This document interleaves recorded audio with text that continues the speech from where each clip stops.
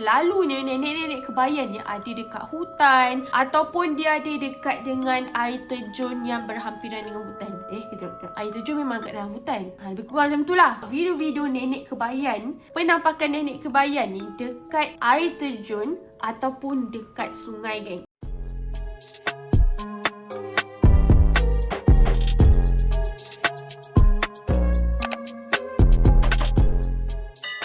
Hi guys, Assalamualaikum. Welcome back to my YouTube channel. Hi guys. Okay guys, so hari ni kita nak cerita pasal nenek kebayan. So first kali kita akan cerita asal usul nenek kebayan tu. Seterusnya kita akan cerita pengalaman-pengalaman seram berjumpa dengan nenek kebayan, geng. So first of all, aku nak tanya korang tahu tak nenek kebayan? Pernah tak korang dengar pasal nenek kebayan, geng? So kalau korang nak tahu ataupun siapa-siapa yang tak tahu, nenek kebayan ni adalah seorang hantu. Hantu orang panggil apa? Hantu berkorang. Tapi cerita-cerita hantu daripada zaman-zaman dulu, geng. Dan nenek kebayan ni memang famous tau waktu dulu. Kalau sekarang kita ada Insta famous, ada TikToker famous, YouTuber famous. So nenek kebayan ni adalah hantu famous. Gitu. So pada zaman dulu-dulu kala, nenek kebayan ni memang tersangat-sangat famous. Antara hantu-hantu yang boleh dikatakan popular lah. And then aku tak sure lah zaman-zaman sekarang ni masih famous ke tak kan. Follower dia dah berkurangan ke, aku tak tahulah kan. Tapi mungkin nenek kebayan ni viral pada zaman dia, geng. Gitu.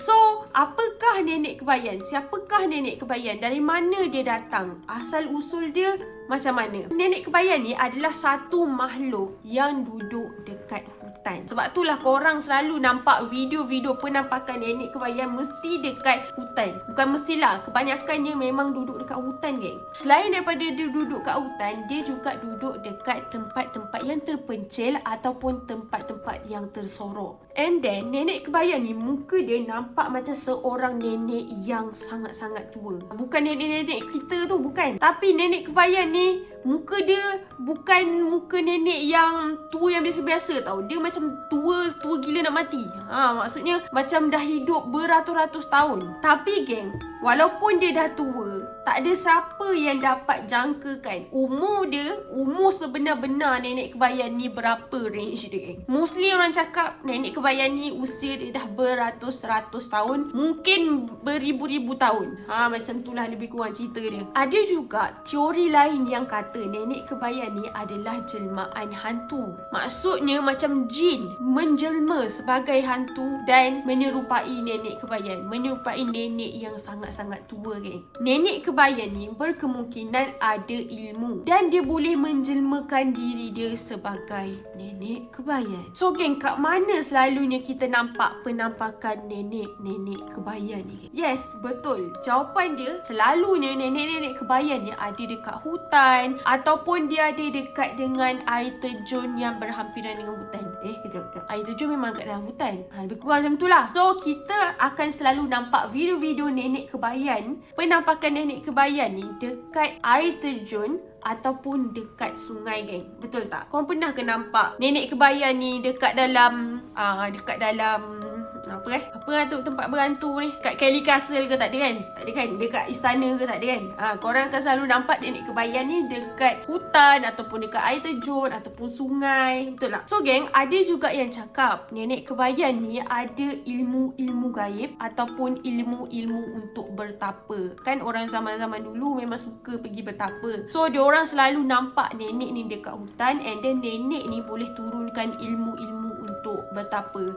Lepas dia jumpa nenek tu, thank you nenek, terima kasih nenek, nenek tu hilang. Aku pun tak tahu nenek tu pergi mana. Nenek tu dah jadi halumunan kot, tapi nenek tu memang akan hilang lepas dia bagi ilmu dia, geng. So macam mana rupa nenek kebayan ni? Rupa dia memang nampak macam orang yang sangat-sangat tua. And then nenek kebayan ni selalunya kita nampak keadaan dia dalam keadaan yang sangat-sangat tak terurus. Yelah, siapa je nak uruskan nenek? Dia dah duduk sorang-sorang kan, hidup pula beratus-ratus tahun. Dan kebiasaannya kita akan nampak nenek ni bongkok. Yelah, biasalah kita kalau dah hidup beratus-ratus tahun takkanlah kau gerak macam model kan. Jalan pun macam model, menipu sangat lah. Memang orang tua-tua ni kebiasaannya akan bongkok. Kiranya tulang diorang tu dah tak kuat. Lebih kurang macam tu lah, geng. Lepas tu, geng, kita akan selalu nampak nenek kebayan ni pakai kain batik ataupun kain hitam ataupun kain putih, geng, sambil memegang tongkat. Okey, so selain nenek kebayan ni ada dekat hutan dan juga air terjun ataupun sungai, nenek kebayan ni boleh juga ada dekat tempat-tempat yang orang dah tinggalkan. Contohnya macam rumah yang orang dah tak duduk, rumah tinggal lah, macam kat kampung-kampung, dekat area-area hutan. Ada juga orang kata nenek kebayan ni boleh jadi penunggu rumah, ke.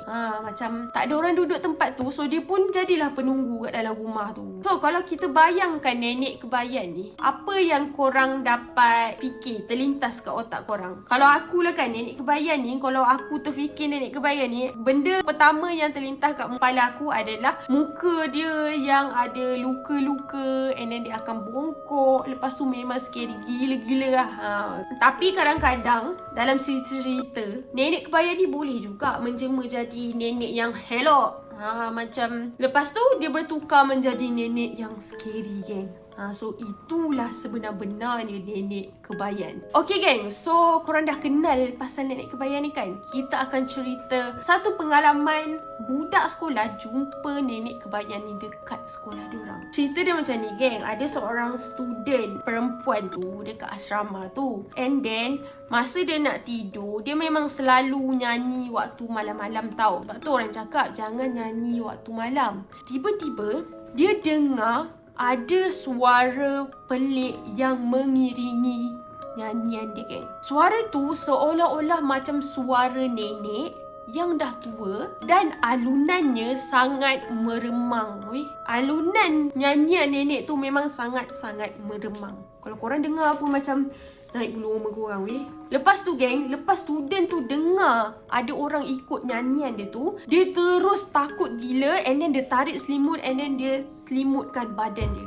Lepas tu dia cuba untuk memejamkan mata dia banyak kali, tapi gagal. Dia tak boleh tidur langsung lepas dengar benda tu. Lepas tu tiba-tiba dia dengar ada tapak kaki yang sangat perlahan yang mendekati dia. Lepas tu kau tahu tak apa jadi? Selimut dia tertarik. Lepas kau tahu dia nampak apa? Penampakan nenek kebayan yang memakai kain yang tutup kepala dia dan tutup badan dia, dan nenek tu pakai tongkat, geng. Lepas tu budak tu esoknya terus demam, tak datang sekolah dah seminggu. Macam itulah cerita dia, geng. So itu antara cerita seram pasal nenek kebayan. Aku pun tak sure kenapa nenek kebayan tu duduk dekat asrama pula, padahal nenek kebayan selalunya duduk dekat hutan, kan. Tapi specialnya kali ni nenek kebayan tu muncul dekat asrama sekolah, geng. Dan budak tu kata sebenarnya waktu dia nak tutup kepala dia guna selimut, kan, ada nak tutup badan dia guna selimut, dia nampak nenek kebayan dekat atas almari sambil menggoyang-goyangkan kaki dia, geng. Pak scary. Aku tak nak tengok. Okay, guys, so itu adalah antara pengalaman pasal nampak nenek kebayan dan juga asal usul nenek kebayan, geng. So apa pendapat korang? Adakah korang pernah ternampak ataupun terdengar cerita pasal nenek kebayan? Sila tinggalkan komen korang dekat bawah. Macam biasa, kalau korang suka video aku, jangan lupa tekan like dan jangan lupa tekan subscribe. Jaga diri and always stay safe. Bye!